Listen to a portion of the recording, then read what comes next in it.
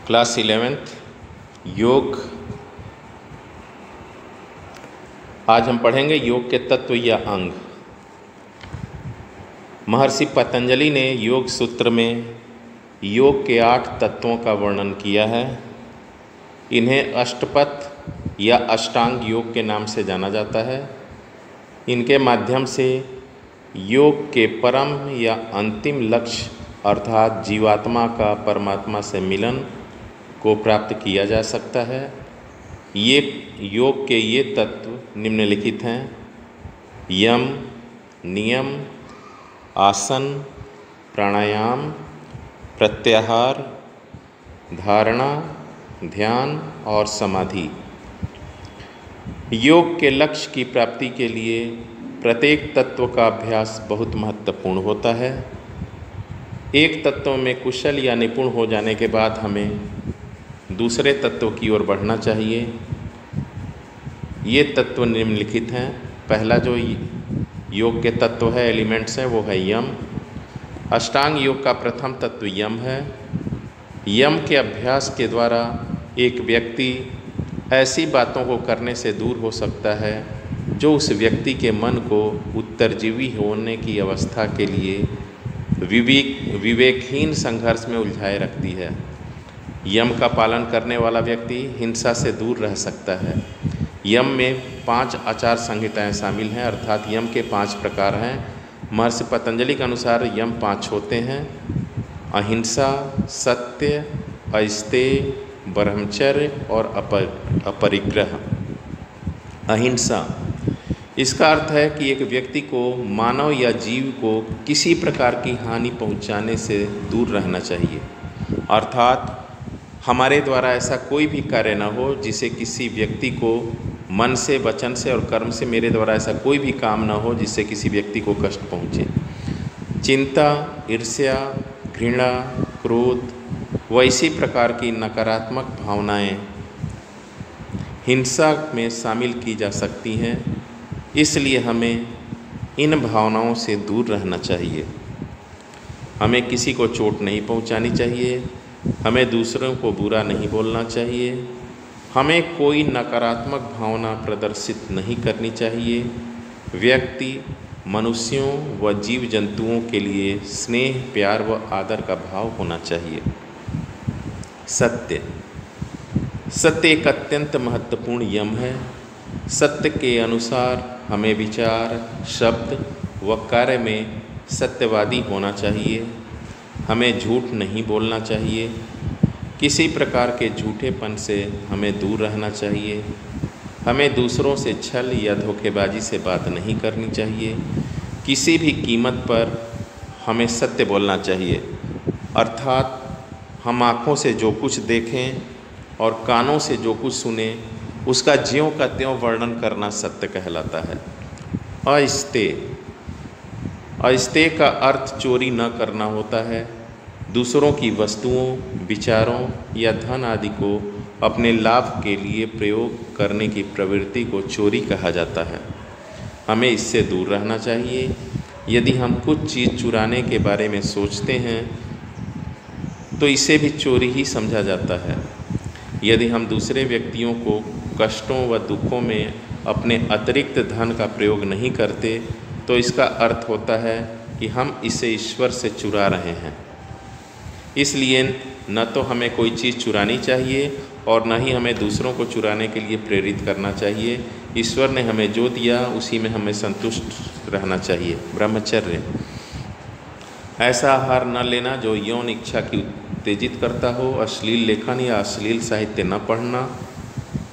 अपने इंद्रियों को वश में रखना ब्रह्मचर्य कहलाता है। अपरिग्रह, परिग्रह का अर्थ है धन व संपत्ति को अपने स्वार्थ के लिए इकट्ठा करना और इसके विपरीत अर्थात अपरिग्रह का अर्थ है कम आवश्यकताओं के साथ जीवन व्यतीत करना। अर्थात जितनी आवश्यकता हो उतनी ही अपने पास रखना, आगे की कामना न करना। अर्थात साईं इतना दीजिए जामै कुटुम्ब समाए, मैं भी भूखा ना रहूं, साधु न भूखा जाए। इतना ही हमारे पास धन हो कि हम अपनी आजीविका चला सकें, हमारे यहाँ जो अतिथि आएँ उनका हम सत्कार सकें।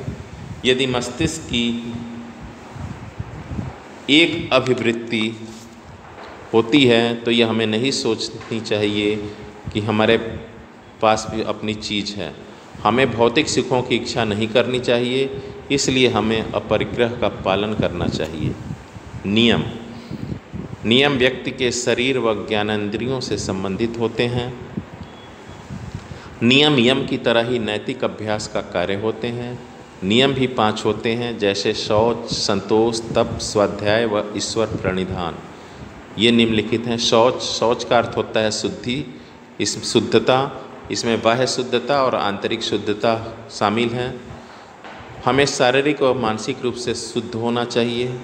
हमें अपने शरीर बाहरी तथा आंतरिक रूप से साफ एवं स्वच्छ रखना चाहिए। योग में आंतरिक अंगों की शुद्धता पर विशेष बल दिया जाता है। आंतरिक अंगों की शुद्धता के लिए योग में 6 शुद्धि क्रियाएं बताई गई हैं, जिसे षट क्रिया भी कहते हैं। ये हैं नेति, धौती, बस्ती, त्राटक, कपालभाति और न्योली। संतोष का अर्थ होता है संतुष्टि। जीवन की सभी स्थितियों में हमें संतुष्टि का भाव विकसित करना चाहिए। जो भगवान ने हमें दिया है उसी में हमें संतुष्टि महसूस करनी चाहिए। हमें इच्छाओं के पीछे नहीं दौड़नी चाहिए, क्योंकि इच्छाओं की कोई सीमा नहीं होती। एक इच्छा पूरी हुई नहीं कि दूसरी जन्म ले लेती है। अतः हमें इच्छाओं पर अपना नियंत्रण करना चाहिए। तब लक्ष्य को प्राप्त करने के रास्ते में आने वाली कठिनाइयों, रुकावटों व जटिल स्थितियों को आसानी पूर्वक सहन करना व लक्ष्य की ओर निरंतर आगे बढ़ते रहना तप कहलाता है। अर्थात साधना द्वारा अपने शरीर को तपाना तप कहलाता है। हमें परस्पर विरोधों या संघर्षों, जैसे सुख व दुख, लाभ और हानि, गर्मी व सर्दी को आसानी पूर्वक स्वीकारना चाहिए। प्रत्येक स्थिति में समान रहना चाहिए। स्वाध्याय महान वेदों, ग्रंथों, उपनिषदों, योग दर्शन व गीता आदि का निष्ठा भाव से अध्ययन करना स्वाध्याय कहलाता है। अर्थात धार्मिक और अच्छे साहित्यों का अध्ययन करना स्वाध्याय कहलाता है। यह पहली प्रकार का अध्ययन होता है। दूसरी प्रकार का अध्ययन स्वयं का अध्ययन अर्थात सेल्फ स्टडी होता है। यह जानना कि मैं कौन हूँ, मुझे क्या करना चाहिए, मैं क्या कर रहा हूँ, मेरे जीवन का लक्ष्य क्या है। उपरोक्त दोनों प्रकार के अध्ययन स्वाध्याय से संबंधित होते हैं। और अंतिम है ईश्वर प्रणिधान। नियम की यह बहुत महत्वपूर्ण अवस्था होती है। सब कार्यों को भगवान को समर्पित करना ईश्वर प्रणिधान कहलाता है। अर्थात भगवान जो करेंगे अच्छा ही करेंगे, अपने आप को पूर्ण रूप से भगवान के ऊपर समर्पित करना। ऐसी अवस्था में एक सच्चा पुजारी अर्थात योगी सोचता है कि जो सुविधाएं व संपन्नता, जैसे शरीर, मस्तिष्क, बुद्धिमत्ता, स्तर, शक्ति व आदर आज उसके जीवन में प्राप्त हुए हैं, वे सब ईश्वर की अनुकंपा या कृपा दृष्टि से ही प्राप्त हुए हैं। वह इन सुविधाओं व संपन्नता को ईश्वर को समर्पित करता है तथा अपने मस्तिष्क के घमंड, दंभ, अहम व अन्य अशुद्धताओं को निकाल देता है। आसन यम और नियम के उपरांत आसन तीसरे नंबर पे आता है। आसन का अर्थ है शरीर की स्थिति या आसन। इसका अर्थ आरामदायक स्थिति या आसन में बैठना भी होता है। इसकी लोकप्रियता के कारण अधिकतर व्यक्ति यही सोचते हैं कि योग कुछ नहीं अपितु आसन है, जो कि गलत है। उनको यह पता नहीं होता कि आसन योग की एक तत्व है, योग का एक तत्व है। वास्तव में आसन शरीर को लचीला, चुस्त व यौवन रखने के लिए किए जाते हैं। आसन शरीर में वसा के अनुचित जमाव को कम करते हैं और शरीर की सुंदरता बढ़ाते हैं। आसन विभिन्न प्रकार के होते हैं, जैसे शरीर संवर्धनात्मक आसन, शिथिल कारक आसन व ध्यानात्मक आसन। विभिन्न प्रकार के आसन शरीर के विभिन्न अंगों पर भिन्न भिन्न प्रकार के प्रभाव डालते हैं। ये आसन विभिन्न अंगों के कार्य को सक्रिय करते हैं। आसन यौवन अवस्था से वृद्धावस्था तक बिना किसी कठिनाई के किए जा सकते हैं। प्राणायाम। प्राणायाम श्वसन प्रक्रिया का नियंत्रक होता है।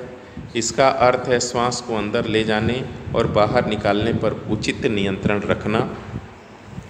मूल रूप से प्राणायाम में 3 क्रियाएं शामिल होती हैं, अर्थात पूरक, कुंभक व रेचक। प्राणायाम के विभिन्न प्रकार होते हैं: सूर्यभेदी, उज्जाई, शीतकारी, शीतली, भस्त्रिका, भ्रामरी और मूर्छा।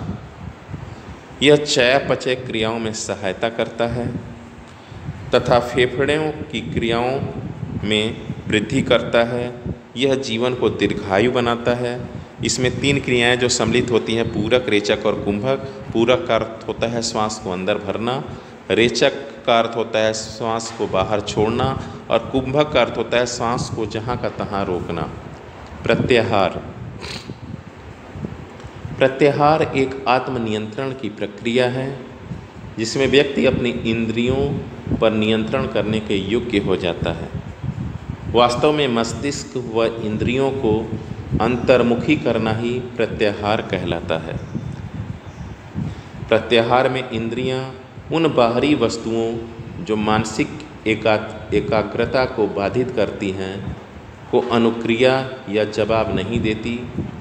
विभिन्न इंद्रियों की संलग्नता जैसे शब्द, सुंदरता, स्पर्श, स्वाद व गंध आदि व्यक्ति को आत्मकल्याण के रास्ते से ध्यान हटा देती हैं या ध्यान को दूसरी तरफ खींच लेती हैं। प्रत्याहार करने वाले को ईश्वर में असीम सुख का अनुभव होना प्रारंभ हो जाता है।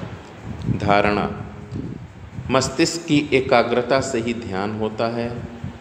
सामान्यतः यह देखा जाता है कि मस्तिष्क में बिखराव होने की प्रवृत्ति होती है, लेकिन यदि बिखरे हुए मस्तिष्क को नियंत्रण में लाया जाए व एक फोकस बिंदु पर केंद्रित किया जाए तो इसी प्राप्ति को एकाग्रता कहा जाता है। फोकस बिंदु माथे के केंद्र में या नाभि में या कुछ दूरी पर एक नुकीला शांतिदायक प्रकाश हो सकता है। धारणा समाधि की ओर पहला कदम है। वास्तव में धारणा एक मानसिक व्यायाम है जो योगी को ध्यान व समाधि की ओर ले जाने के योग्य बनाती है। ध्यान। ध्यान मस्तिष्क की पूर्ण स्थिरता की एक प्रक्रिया है। यह समाधि से पूर्व की स्थिति होती है। ध्यान प्रत्येक पल हमारे जीवन से जुड़ा रहता है।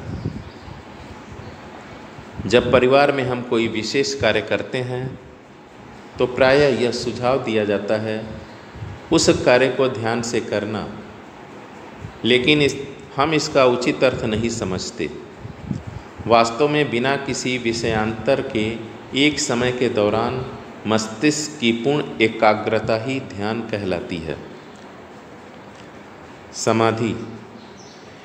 व्यक्ति की आत्मा या जीवात्मा का परमात्मा से मिलन ही समाधि कहलाता है। मस्तिष्क के सभी आवेगों को रोकना या विनाश करना ही समाधि है। ध्यान की अवस्था के दौरान जब स्वयं के बारे में जानकारी या ज्ञान का लोप हो जाता है तो योगी समाधि की स्थिति प्राप्त कर लेता है। उसे वास्तविक सत्य महसूस होने लगता है। उसे ईश्वर के दैविक सुख का अनुभव होना शुरू हो जाता है। एक बार इसे फिर से सुन लें। व्यक्ति की आत्मा या जीवात्मा का परमात्मा से मिलन ही समाधि कहलाता है। मस्तिष्क के सभी आवेगों को रोकना या विनाश करना ही समाधि है। ध्यान की अवस्था के दौरान जब स्वयं के बारे में जानकारी या ज्ञान का लोप हो जाता है तो योगी समाधि की स्थिति प्राप्त कर लेता है। उसे वास्तविक सत्य महसूस होने लगता है। उसे ईश्वर के दैविक सुख का अनुभव होना शुरू होने लगता है, अर्थात ईश्वर से उसका साक्षात्कार होने लगता है। आसनों, प्राणायाम, ध्यान व यौगिक क्रियाओं की भूमिका। आसन का अर्थ। पतंजलि के अनुसार आसन का अर्थ है स्थिर सुखम आसनम। अर्थात जिस स्थिति में हमें सुख की अनुभूति हो बैठने में, और या जिस स्थिति में हम आराम पूर्वक कुछ देर बैठ सकें, उसे ही हम आसन कहते हैं। ब्रह्मोपनिषद में चिरकाल तक सुखपूर्वक बैठने की स्थिति को आसन कहा जाता है। आसन अर्थात पोस्चर कहा जाता है। अगर एक ही स्थिति में हम काफ़ी देर तक बिना कोई कष्ट के बैठ सकते हैं तो वो आसन कहलाता है। वास्तव में किसी भी आसन में स्थिरता तथा सुखपूर्वक कुछ देर बैठने की स्थिति को आसन कहा जा सकता है। आसन में शरीर को अनेक प्रकार की स्थितियों में इस तरह से रखा जाता है जिससे शरीर के अंगों तथा ग्रंथियों की क्रिया पहले की अपेक्षा भली भांति होकर शरीर तथा मन को स्वस्थ बना सके। आसन में बैठने से स्थिरता आती है। जिस स्थिति में हम आराम से थोड़ी देर बैठते हैं उसे हम आसन कहते हैं। आसन में शरीर को अनेक प्रकार की स्थितियों में इस तरह से रखा जाता है जिससे शरीर के अंगों तथा ग्रंथियों की क्रिया पहले की अपेक्षा भली भांति होकर शरीर तथा मन को स्वस्थ बना सके। आसन का अभ्यास करने से शरीर की ग्रंथियां पहले से अधिक क्रियाशील हो जाती हैं और शरीर तथा मन स्वस्थ बनता है। वास्तव में आसन एक ऐसा मार्ग है जिसके माध्यम से शारीरिक एवं मानसिक विकास, वृद्धावस्था तथा व्याधि निवारण, व्याधि का अर्थ होता है रोग निवारण, जो कि योगाभ्यास का वांछनीय प्रभाव है, प्राप्त किया जा सकता है। आसनों का वर्गीकरण। आसन को उनके प्रभावों के आधार पर मुख्यतः 3 भागों में विभाजित किया जाता है, अर्थात बांटा जाता है। ध्यानात्मक आसन, विश्रामात्मक आसन या शिथिलकारक आसन और शरीर संवर्धनात्मक आसन। ध्यानात्मक आसन में पद्मासन, सिद्धासन, स्वास्तिकासन, शवासन, वीरासन, गोमुख आसन इत्यादि। विश्रामात्मक आसन अर्थात शिथिलकारक आसन में शशांक आसन, शवासन और मकरासन। इसके अलावा और जितने भी आसन होते हैं वो शरीर के विकासात्मक आसन होते हैं। शीर्षासन, सर्वांगासन, मत्स्यासन, हलासन, भुजंगासन, शलभासन। इसके अलावा और जितने भी आसन हैं वो शरीर को बल प्रदान करते हैं। ध्यानात्मक आसन। इस प्रकार के आसन में पद्मासन, सिद्धासन व समासन मुख्य हैं। इन आसनों को करने से व्यक्ति की ध्यान की शक्ति में वृद्धि होती है। इन आसनों का अभ्यास ध्यान करने से पहले करना चाहिए। वास्तव में इन्हीं आसनों में स्थिर होकर ध्यान किया जाता है। इस प्रकार के आसनों को पूर्ण शांतमय वातावरण में करना अधिक उपयोगी होता है। विश्रामात्मक आसन या विश्रांति कारक, इसे रिलैक्सिव आसन भी कहते हैं, अर्थात शरीर को इसमें आराम की स्थिति में लाने के लिए जब 2 आसन करते हैं तो थकान होती है, तो बीच में हम इस आसन का प्रयोग करते हैं, इसीलिए इसका नाम विश्रामात्मक आसन भी रखा गया है। इस प्रकार के आसनों में शवासन व मकर आसन मुख्य हैं। इन आसनों के अभ्यास से थकावट दूर होती है तथा व्यक्ति शारीरिक व मानसिक रूप से रिलैक्स हो जाता है, अर्थात शिथिल हो जाता है। ऐसे आसनों को करने से शरीर को पूर्ण विश्राम मिलता है। शरीर की सारी थकावट जो आसनों के दौरान होती हैं वो दूर हो जाती हैं। अतः आसनों के अभ्यास करते समय बीच बीच में विश्रामात्मक आसन अवश्य करना चाहिए ताकि शरीर के तनाव और दबाव को कम किया जा सके। यह स्ट्रेस को भी कम करता है यह आसन। इसके अलावा है संवर्धनात्मक आसन। इस आसन को करने से शरीर का विकास होता है, अतः इसे शरीर संवर्धनात्मक या शरीर विकासात्मक आसन भी कहा जाता है। इस प्रकार के आसनों में शीर्षासन, सर्वांगासन, मत्स्यासन, हलासन, भुजंगासन, शलभासन, धनुरासन, चक्रासन, मयूरासन व सिंहासन आदि मुख्य हैं।